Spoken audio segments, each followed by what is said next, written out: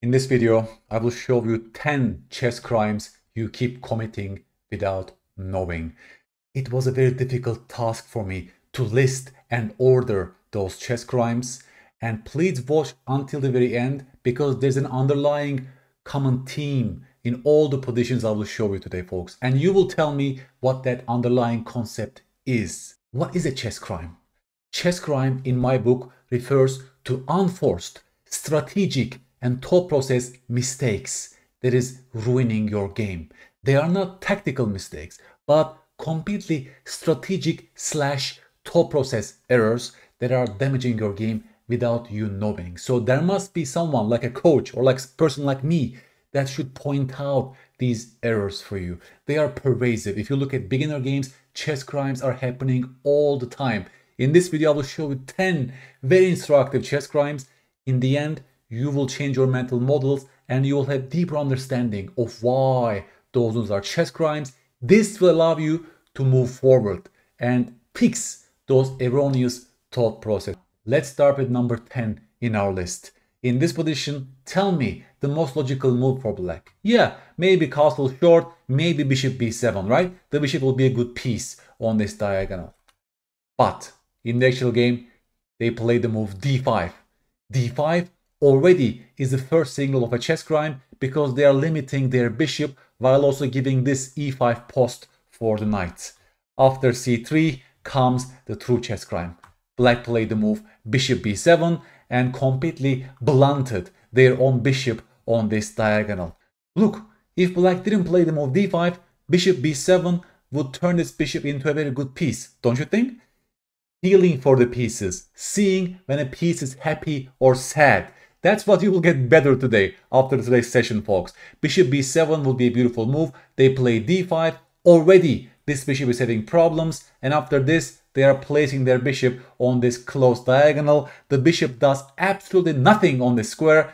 No targets, shooting on its own pawn on d5. And black exerted this to himself. No one forced black to play d5 followed by bishop b7. And that's truly a chess crime because that's an unforced strategic thought process mistake. Black doesn't speak with their bishop in this position. Number 9 in my list is this position, folks. White to play. How would you play this position with white pieces? Please stop the video and think for yourself first. Folks, in this case, they are talking about a position that looks like a King's Indian defense. There's a King's Indian bishop on g7. Black has the bishop pair, but this guy on g7 is not a good piece, right? It's just shooting on its own pawn on e5, just like in the last example. So, given our goal on the queen side, we have more space on the queen side. This plan, I think, is very logical. You take on c6, followed by b4. Why? The idea is to go b5 and to undermine this d5 square for our knight, don't you think? If, for example, black makes random moves, you go b5, and you know exactly what I'm coming from, right? If they take on b5, you can take back, and now this knight is ready to jump to this beautiful d5 outpost. By playing logically on the queen side, you just gave yourself a beautiful, nice outpost square on d5 for your knight. And this bishop is still crying on g7, don't you think? So, yeah, very logical. DC, you can even start with b4, by the way. We are playing with the same idea to improve our knight on the queen side, right? In the actual game, a true chess crime happened. They played the move f4. f4 not only allowed black to trade their bad knight for our good bishop, but most importantly, you are now creating a monster from that King's Indian bishop. This pawn break, people only think like this. Hey, I will play f4 and I will make use of the f-file. My rook is getting better, my bishop is getting better. They have no concept about the opponent's pieces that are getting activated as a result of our pawn breaks. You see, after e takes f4, the bishop has to exchange itself for that bad knight. And look, what a monster you just created on that diagonal. Now that bishop is shining, became the best piece in the entire board. Not only that, because black will take on d5, you cannot take back with the knight because queen c5 check followed by bishop takes a1. The game is over. So after c takes d5, e takes d5, the queen is coming to a5. You see how they exert pressure on that pinned knight on c3. And if you defend your knight like this, can you see what you did to your position by playing f4? Black is playing bishop h6 and this King's Indian bishop is finishing off the game like that. Incredible, beautiful, direct punishment of the chess crime f4. No one forced white in pushing f4. By playing f4, white made several black pieces happy. Most importantly, the bishop on g7, plus white traded off their great bishop for that terrible knight on the rim on h5 as a result. My number 8 in this list is this position, folks. White to play. This pawn is attacked on e3. How should white deal with this threat on the pawn on e3? Please stop the video and think for yourself first. Your general evaluation, please. It's equal material. How would you treat this position? Folks, I think a very good move is queen e2 or knight d5. Knight d5 jumps to the outpost while also defending the pawn on e3. Queen e2 is the same. You simply defend the pawn without committing the chess crime. Okay? Maybe rook f1 will come. White is having a better position. In the actual game, can you guess the crime that took place? Yes, white player went e4, folks. And first of all, you tell me directly why this move is a chess crime. What is the first reason for that? Yes, the first reason is now the bishop is becoming a tall pawn, don't you think? This bishop was a great piece on this diagonal. And after e4, this bishop is humiliated to a tall pawn. Not only that, it's a multi-purpose chess crime.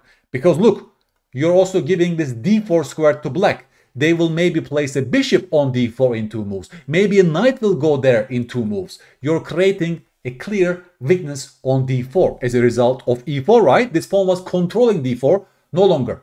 Bishop e3 was also allowed. That bishop is becoming a much better piece as a result. They can play many moves here, maybe queen h6, maybe queen f2 even in this position to further intensify their grip on the king side. This knight, as mentioned, can always go to d4 and look at your bishop, folks. Your bishop became a tall pawn and black actually won the game after this because black simply has a better position. White is playing without the bishop on g2 as a result of their pawn move e4. You see, that's an impulsive knee-jerk reaction. People see, hey, my pawn is under fire, let's push the pawn.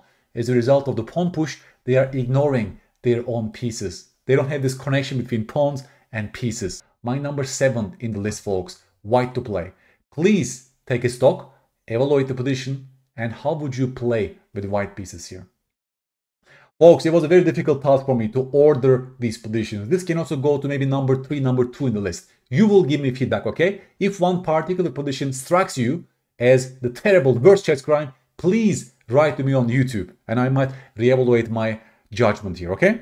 So, first things first, look at the beautiful mobile pawn center for white that is limiting those pieces. Please look at the minor pieces for black and see how they are shut down by white's mobile pawn center. That's what center does to you. If you totally surrender the center, if you let the white pawns or the opponent's pawns to completely take over the center, then your pieces are pushed around basically. Yeah? There's a traffic jam that is going on in the black's camp. They are restricted. So how do we further intensify our restriction as white? How do we further push the enemy minor pieces? Yes, folks, e5 is a great move. Congratulations if you found the move e5. Not only pushing that knight to terrible places, but also activating our bishop, also giving one more square for our knight. Don't you think? That knight now gains this e4 square. Maybe later it will jump to d6. You see, by playing e5, you're playing very logical chess and you intensify your positional advantage. In fact, it's a +4 advantage for white. White is completely winning in this position, folks. Please evaluate the position. Evaluation phase. Beautiful pieces, so much space, and black is setting up for next game if you look at the black pieces, correct? White is completely winning. Knight e4, yeah, let's say knight e7 in this position. You can even play knight d6 check, and you see, just look at this, folks. That knight is keep pushed around basically. Knight f5 is coming, maybe bishop e4s are there. This is a terribly lost position for black. Please look at the bishop on c8 that also got buried as a result of e takes d6. Look at the effect of your d6 pawn on the bishop on c8. Thus, this rook is also completely shut down from the game. White is playing with 2 extra pieces in this position. That's why they are winning. But if I go back to this critical moment, folks, can you guess the chess crime that took in the actual game?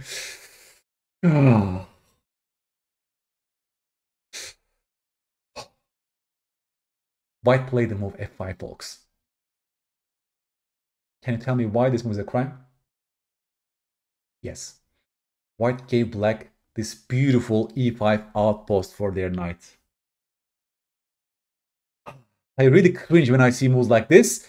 Now this knight became the best piece in the entire board. No white pawn can chase that beautiful knight on an outpost. And yes, you created an outpost square for black because no white pawn can reach f4 or d4 and chase away that beautiful knight on e5. You gain stability. You give stability to your opponent's pieces. This knight is also stable. This knight is also very stable in the center. And black is very close to equality all of a sudden. They will even play d6 on the next turn to get this bishop out. And black is very close to equality. Look what you have done to your position by playing f5. That's the difference between one pawn push and the other pawn push. And I hope the lesson is clear and you'll avoid the chess crime in your next game from a similar position, folks. Number 6 in the list. Black plays f5 in this position, folks. How do you play this position with white pieces? It's your turn. Please take a stock and tell me the best plan for white. Folks, by playing f5, black has given us this beautiful, juicy e5 outpost. And we want to use outpost squares with our pieces, correct? That's clear.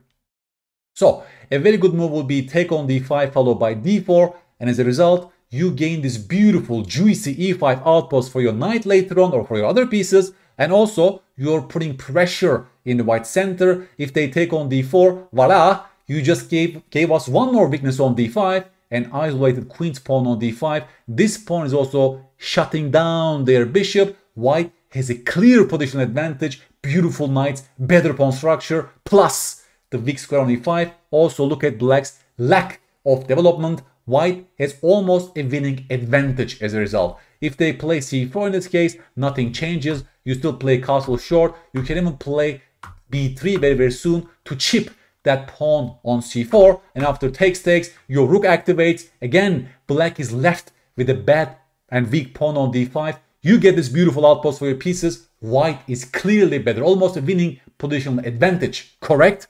After we go back to this key moment, can you guess the chess crime that took place in this position? Oh boy, white goes e5 in this position and they are filling an outpost square with their pawn. Can you see? This pawn is now shutting down all these ideas in this position. White has placed a pawn on a weak square. This square was weak. We want to use weak squares for our pieces, logically, right? Because later on, no black pawn can chase away your good pieces from that e5 square. The guy gave us this beautiful e5 square by playing f5, and you're saying, no, I don't want any gift from you. I'm giving you back the gift by playing e5. And also this way, this pawn is no longer a weak pawn. You even allow moves like d4. Black intensifies their central control. Mobile pawn center rolls forward and shutting down our pieces even more. And black get a better position all of a sudden. Incredible slip. Incredible slip. Black has a better position. They will even intensify pressure on your e5 pawn. This guy is a little lonely on e5. You see, knight c6. We have trouble in defending the pawn on e5. They can chase away our knight on c4. Black is having a much better position all of a sudden. You see, if no one explains to you why this was a chess crime, you can be totally clueless. You can look at the engine. Oh my god, the engine is suddenly giving -5 to 0.5 to black. What happened here? I don't understand why this is a big mistake. You need verbal explanation to truly understand those crimes. And once you truly understand those crimes, you will not repeat them. Number 5 in the list, folks. Please take a stock. How would you evaluate this position? And what should black play in this position? Folks, kings have castled on opposite flanks. In those positions, it's all about pawn storm, attack, initiative. Who will mate first? That will decide this game. So your strategic goal is to find a way to open up the queen side, correct? Let's set our goal properly. Our goal is to open up the queen side, get our rooks into the attack, and somehow mate the white king. And white also wants to do the same on the king side, correct? Yes. So, given this orientation phase, tell me a couple of good ideas. Yes, you're a great player if you found the move c4. That's an opening move, right? We create contact between those pawns, and maybe we will open up the c file on the next turn and make our rooks happy. Correct. You can even go for h6. That's a padlock pawn formation. Remember, I made a video about this. Padlock pawn formation. This ensures that kingside will remain closed in this case, right? If they go h5, we go g5, everything is locked. If they go g5, we go h5, everything is locked. Beautiful padlock pattern. You could also apply. There are two very good moves for black here. But can you guess the chess crime that took in the actual game? Oh my god. Yes. They go b4, folks. They go b4. I don't even want to look at the screen right now. Terrible. By playing b4, black is voluntarily closing the queen side. Black is nullifying their own initiative on the queen side. The white king is so happy in seeing this move b4 because no one can open the queen side anymore from this position. If you go c4, they will take and nothing will happen, right? They are easily stopping your ideas. So by going b4, no one forced black to go b4. They are voluntarily shutting down their play on the queen side, and then comes h5. White is opening up the king side, and white is having a better position with great prospects. My number 4 in the list was this position, folks. White to play. Again, what would you play in this position with the white pieces? There are a couple of good options. What would you do in this position? Well, to my mind, bishop f4 is a very logical move, folks. Developing move with a tempo. That knight's a very strong piece, so I don't mind this trade. My bishop wasn't great, and now white is having a slightly better position with a better development. You can even play the move a takes b5, for example, a takes b5, rook takes a8, bishop takes a8, or even queen takes a8, and then you can take on b5. And here if they take on e4, the problem is bishop f4 is hitting that knight. You also put pressure on the d7 pawn like that, right? There are several different ways for white to play this position, but in the actual game, they play the move a5, they release the tension between those pawns, they nullified their queenside initiative this way, and after bishop e7 comes a true crime. They play the move bishop e3, folks. I made a video about this. Terrible piece exchanges. Look what white is doing to their position. By taking on e3, they are damaging their pawn structure to begin with, but look at this knight on e5. They are creating an outpost on e5 as a result, right? By this pawn transformation, no white pawn can reach f4 and challenge that beautiful beast on e5, and this knight suddenly becomes the greatest piece on the board. Plus, as I mentioned, there is no more pressure on the queen side. The bishop is unhappy, the rook is unhappy, and this bishop is also putting pressure on the pawn on e4. In the resulting position, they will play knight f6. You might say, what about my attack on the f-file? There is no attack on the f-file. Yes, you transform the pawn structure to activate your rook, but there are no targets for your rook on the f-file. So suddenly, black is having a winning positional advantage from this position. Not to mention their attack on the backward pawn on c3, right? Given those positional evaluations, look at the pawn structure, look at the black knight on e5. If you combine all these things, black is having a winning positional advantage. Coming to number 3 in my list, folks. The original game is a Fischer game. I made a video about this. What should white play in this position, folks? It's a good endgame exercise for you. Please create a good plan for white from this position. How would you play? Folks, you're a great player if you found the move c5. c5 wants to activate our pieces on the queen side, right? This pawn break will inevitably give us files, either the b file for our rook or the c file for our rook on c1. If they take twice, for example, right, you see, our rook is becoming a happy piece, this pawn is defended, rook c7 ideas are there, plus this pawn is becoming a clear target, bishop b3 will come to activate the rook as well, maybe rook b3 will come, we are invading the 7th rank. There are so many ideas for white after c5, right? You see the effect of the pawn break c5 in activating your pieces. That's exactly why Fischer played the move c5 here. Can you guess the chess crime in this position, folks? Yes, the other pawn move is a true chess crime because after b5, you allow a5. Look what you have done to your position. You created a tall pawn suddenly. This bishop is completely shut down from the game. It's shooting on its own pawns in this position. Your rook on a3 became terrible as a result. Your rook on c1 no longer is a good piece because c5 won't happen. To make things even worse, look what we have done to this knight on b8. The guy is coming to c5 in 2 moves. Let's say after some random moves, white cannot improve further. That knight is becoming the best creature in the entire board, right? By playing b5, you just gave away the c5 outpost to black. Can you see it? Oh my god, that's a true chess crime. Textbook example 101. Multi-purpose chess crime. By playing b5, you're not only making your pieces terrible, but you also make this bad knight an amazing piece because it's coming to c5 in 2 moves. Is the lesson clear, folks? That's why pawn moves are so committal. One move is the best move, the other pawn move is a multi-purpose chess crime, and I hope I clarify the situation for you. Number 2 in this list. How would you play with the black pieces? What is the most natural move for black to play in this position?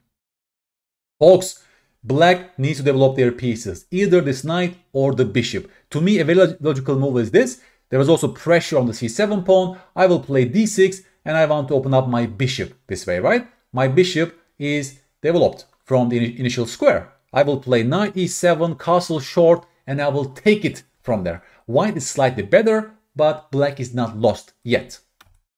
Okay? Can you guess the crime that took place in the actual game? Yes, black looked at the pawn on c7 and they want to defend the pawn with the move bishop d6. Now, bishop d6 is also a tactical mistake. I'm now testing your tactical vision.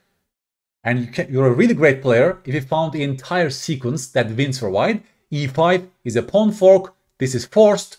And now can you see the alignment here? Queen e2 pins the bishop on e5. d6 is forced. And now comes the move f4. And white will pick up the pinned bishop on e5.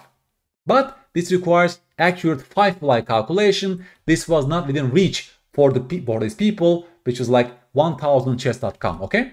So in the actual game, white played the move bishop takes d6. And now comes my question. Do you take with the queen or with the pawn in this position? In the actual game, they took back with the pawn and they created triple pawns and they shut down their bishop on c8. Yes, folks, that's exactly what happened in the game.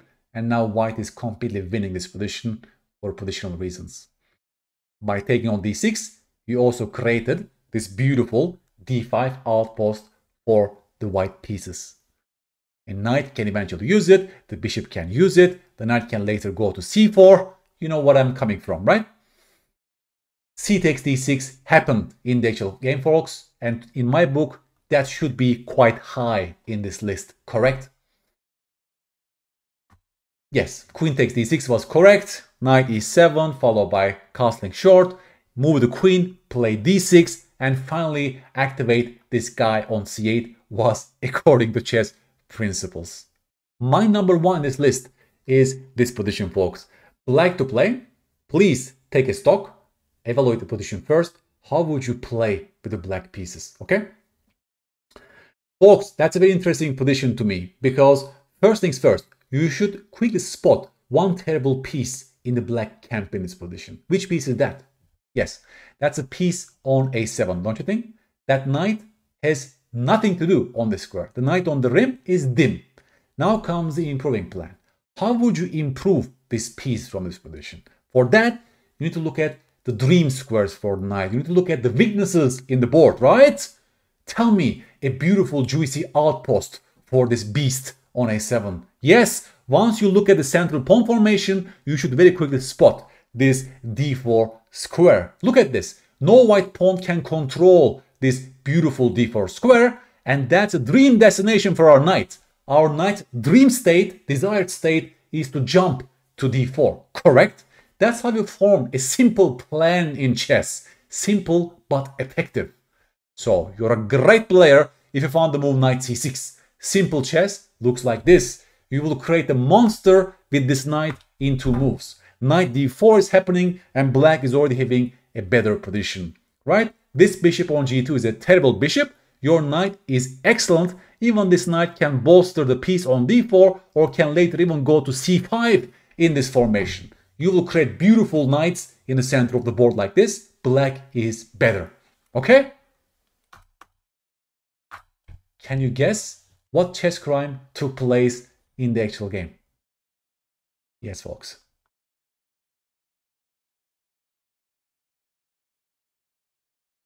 Black played the move c6. And now I'm shedding tears for this knight on a7. Or the knight is crying on a7, correct? By playing c6, black nullified this simple and effective plan of knight c6 followed by knight e4. Black placed the pawn on the transit square for our terrible knight on a7. What is the point of c6? It's not even understandable to me. Is black somehow stopping b5? Perhaps that's the only reason behind this move. Maybe black wants to stop knight c3 to knight d5. Maybe that's the only idea behind this move, c6, correct? But once c6 is on the board, one thing is very clear. White is having a better position because black is not playing with a knight on a7. Black is now down a piece. This knight could become the best piece on the board in 2 moves. Now black is playing without the knight on a7. So any move for white, knight e2 something, some knight f3s, white is better. They will play b5 and again you say goodbye to your knight on a7 in this position. It's very difficult to make use of this piece. White is gaining the upper hand as a result. You see how sad I become when people miss those opportunities and when they voluntarily injure their own pieces like this? That's a chess crime 101 in my book, and I hope I clarified those crimes to you in this episode. The idea is not to shame people. The idea is to learn from instructive mistakes. Beginner games are full of such instructive thought process mistakes, and my responsibility is to find those chess crimes and to break it down to its core by engaging in the why question. Otherwise, real learning doesn't take place. I want you to have deeper engagement with those mistakes because otherwise you will not apply it in your games. And even the whole process will take a long time, folks, by the way. Don't expect that you'll play perfect positional chess tomorrow. This will take a while. We are gaining awareness of our mistakes. That's the first step. You will definitely make certain mistakes in the future as well, but their number will reduce over time as you engage in this epistemic feedback, as you engage in this nice why question breakdowns and so on. That's a function of this training. That's why I create a video about this. Also, now it's your turn, folks. There is an underlying theme in all these 10 exercises I showed you today.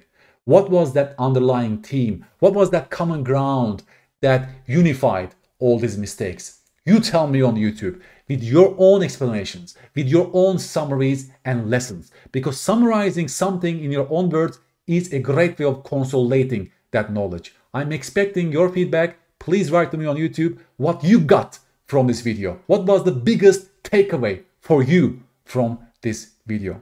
Expecting your feedback. If you want to consolidate these lessons, you must check my Chessable course, Chess Crime and Punishment. It's full of such instructive beginner mistakes, casual player mistakes, all the way until 1700 ELO make such chess crimes.